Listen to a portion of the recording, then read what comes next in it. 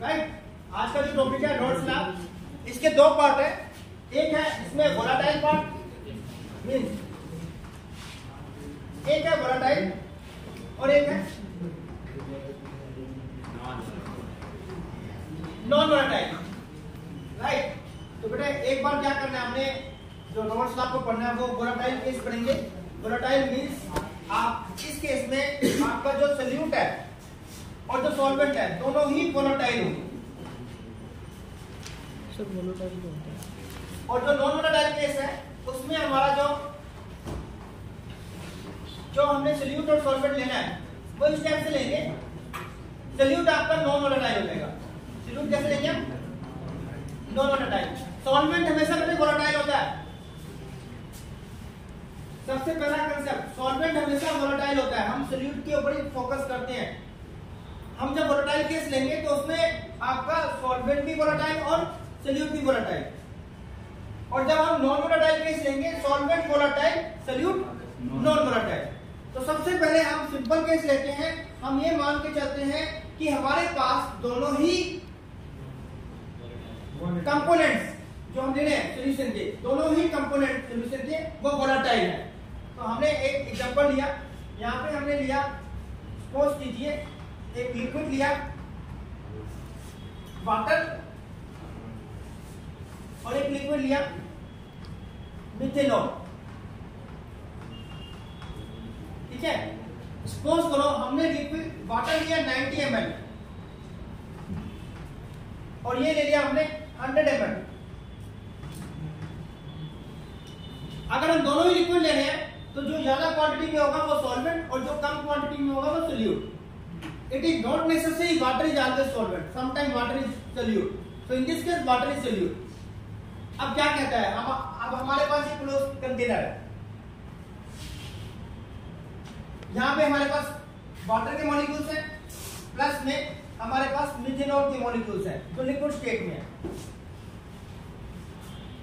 M for methanol, W for water. अगर हम इसके ऊपर की स्टडी करें तो यहां पे हमें वाटर के वेपर्स मिलेंगे और मिथेनॉल के वेपर्स मिलेंगे। हमें वाटर के भी वेपर्स मिलेंगे और किसके वेपर्स मिलेंगे? मिथेनॉल के। रैंडमली होंगे।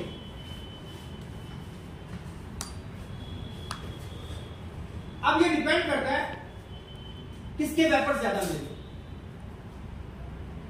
सपोज करो हमने ये दोनों के मोल्स इक्वल लिए, सपोज करो हमने दोनों की क्वांटिटी मोल्स इक्वल लिए। जो इन दोनों में से ज्यादा वोलेटाइल होगा उसका कंट्रीब्यूशन यहां पे ज्यादा होगा। और रॉड्स लॉ में ये कहता है जिसका मोल फ्रैक्शन यहां पे ज्यादा होगा उसका वेपर प्रेशर ज्यादा होगा। अगर ये दोनों वोलेटाइल, जिसका मोल फ्रैक्शन ज्यादा होगा, तो अगर मैं ये कहूं कि vapour pressure of water, vapour pressure of a component water from this solution directly proportional to mole fraction of water. Simply, if we say vapor pressure of methanol in this mixture directly proportional to mole fraction of methanol। अगर हम यहाँ पे इसका graph समझाने की कोशिश करें, अभी तक मैंने आपको क्या समझाया,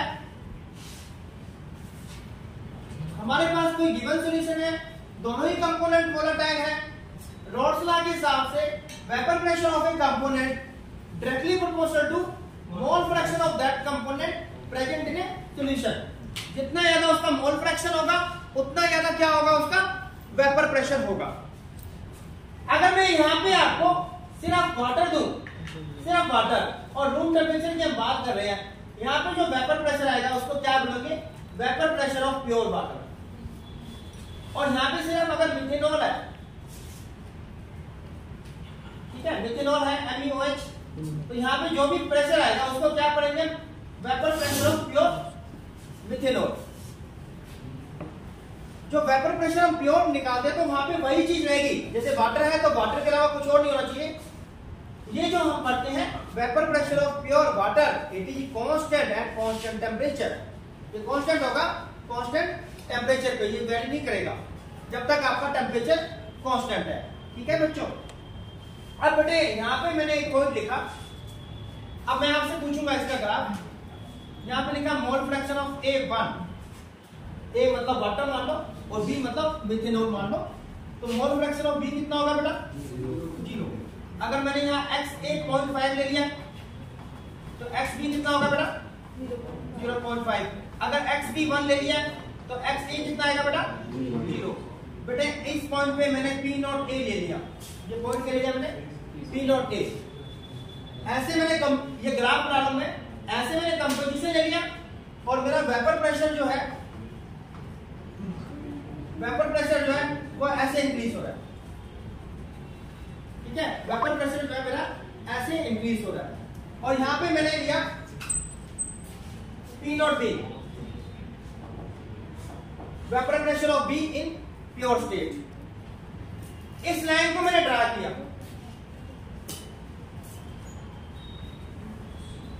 मैं आप लोगों से पूछना चाहूंगा इस पॉइंट पे PA की वैल्यू क्या होगी?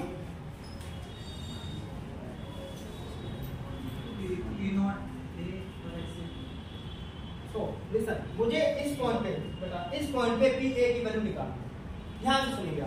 ठीक है, PA की वैल्यू निकालनी है मुझे किस पॉइंट पे बेटा? मुझे इस पॉइंट पे, ये वाला जो पॉइंट मैंने मार्क कर दिया, इस पॉइंट पे PA की वैल्यू निकालनी है, PA की, नॉट P नॉट A। अब किसी स्टूडेंट ने बोला जो मेरा PA होता है, ठीक है, इसको इरेज कर देता हूं बेटा, स्पेस चाहिए मुझे।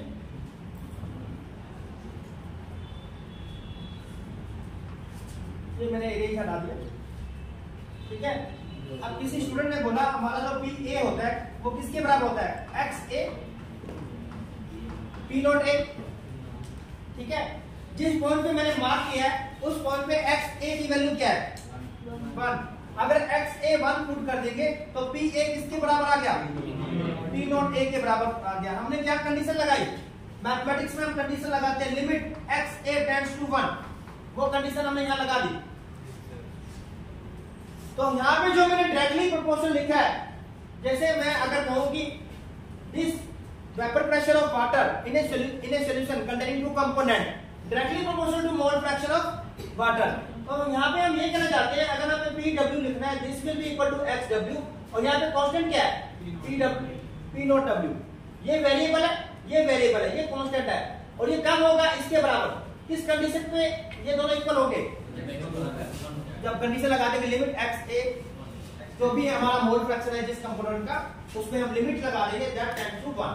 ठीक है, तो अभी तक मैंने आपको क्या एक्सप्लेन किया है उसको एक बार समरी कर देते हैं। हमने यहाँ पे 2 कंपोनेंट लिए A एंड B। ठीक है, A एंड B हमने 2 कंपोनेंट लिए बेटा। हमने बोला vapour pressure of A equal to mole fraction of A P naught A। ये वाली बात आपको समझ में कैसे आई? ग्राफ से, क्योंकि जो पॉइंट मैंने यहाँ पे आपको समझाने के लिए लिया था, यहाँ पे मैंने P नॉट A लिया था, इस पॉइंट पे मेरा XA 1 है, इस पॉइंट पे मेरा XB 1 है और यहाँ पे मेरा P नॉट B है। ठीक है, और ये मैंने इसको ये ग्राफ ड्रा किया मैंने। अब इस पॉइंट पे मैंने आपसे पूछा PA की वैल्यू क्या होगी, तो आपने बोला इस पॉइंट पे जो मेरी PA की वैल्यू आएगी दैट इक्वल टू, किसी स्टूडेंट ने बोला XA। ठीक है, किसी स्टूडेंट ने बोला XA P naught A, but हमारा XA कितना है? 1। XA कितना है? 1। तो आपका PA किसके बराबर हो जाएगा? P नॉट A के बराबर हो जाएगा। This PA equal to P naught A। Then हम यहाँ पे ये कंक्लूजन लगा सकते हैं कि जब हम ये लिमिट लगाते हैं XA टेंड्स टू 1 तो हमारा PA P नॉट A के बराबर हो जाएगा। दैट सिंपली मींस पहले हमने डायरेक्टली प्रोपोर्शन लिखा था, अब हमने ये कांस्टेंट टर्म इंट्रोड्यूस कर दी। ऐसे ही मेरा PB किसके बराबर होगा बेटा? PB किसके बराबर होगा बेटा? XB इनटू में P नॉट B। ठीक है, अब एक इंपॉर्टेंट न्यूमेरिकल्स करने जा रहे हैं, ध्यान से देखिएगा, उसको हम सोल्व करते हैं। आ चुका है वो क्वेश्चन, हमें दे रखा है P total equal to XA 120 plus 75 P total equation देखिए P total equal to XA 120 into 75. Find the value of P naught A and P naught B. देखिए न्यूमेरिकल बेटा, find the value of P naught A and P naught B. P naught A की value निकालनी है और P naught B की value निकालनी है. यहाँ देखिए बेटा, हम अगर P total लिखें, तो हमारा क्या रिजल्ट आएगा?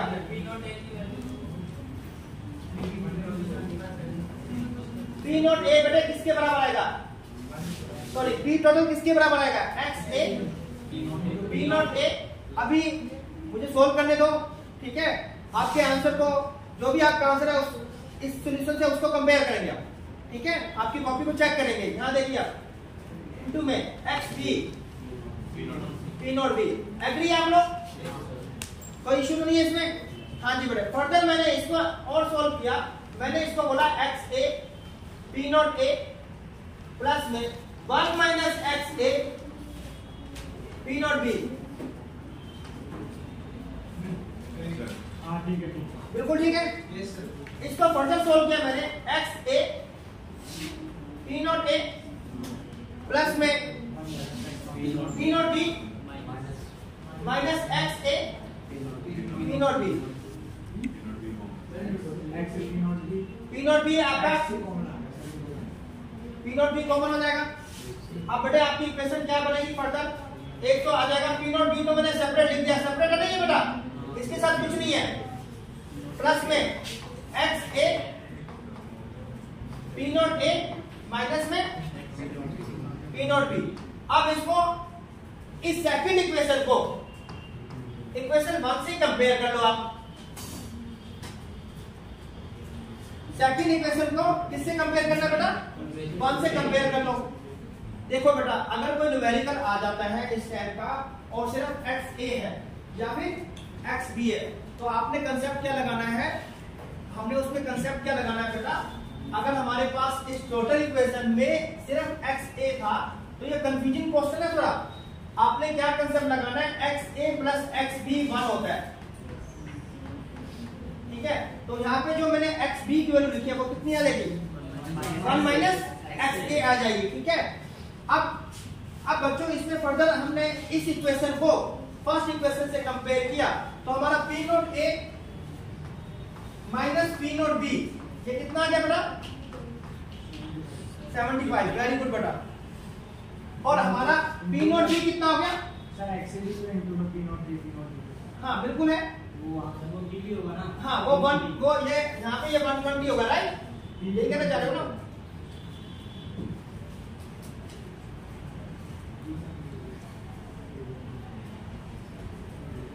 आप ये कहना चाह रहे हैं ये 120 होगा, ऐसा कुछ कहना चाह रहे हैं, ठीक है? और P naught B कितना होगा बेटा? P naught B equal to 75. तो P naught A निकल जाएगा. क्वेश्चन ये आ चुका है बेटा IIT मेंस से, नोट कर लीजिए, इंपॉर्टेंट है.